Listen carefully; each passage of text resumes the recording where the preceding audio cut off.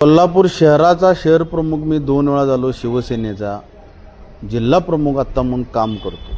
पण एकंदरीत कामाची पद्धत पाहता, महानगरपालिकेचं राजकारण पाहिलं, आमच्या सुनील मोदींना तिकीट देण्यात आलं नाही, आमच्या अन्य कुणाला विशाल देवकुळेंना देण्यात आलं नाही, कित्येक राजेंद्र आमचे पाटील त्यांना तिकीट देण्यात आलं नाही.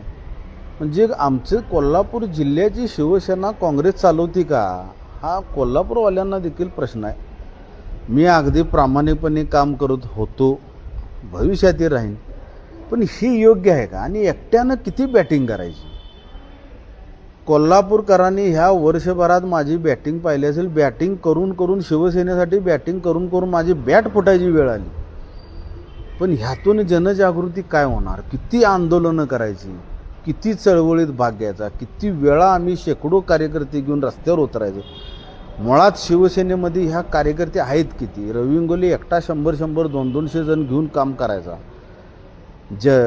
बाळासाहेब ठाकरेंच्या शताब्दी महोत्सवाला प्रचंड जोरात कार्यक्रम गेली. काल विनायक राऊत साहेब होते, आरूबाई होते, त्यावेळी देखील मी काम जोरात केले.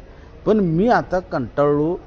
कारण एवढंच की एकट्यानं पळायचं, एकट्यानं रन काढायची, एकट्यानं बॉल टाकायचा. त्यामुळं आता मी कंटाळलो. आणि दुसरं कंटाळून म्हणजे आमचा पक्ष आता काँग्रेस चालवते का काय, हा मला यक्ष प्रश्न पडलेला आहे. त्यामुळे जय हिंद, जय महाराष्ट्र.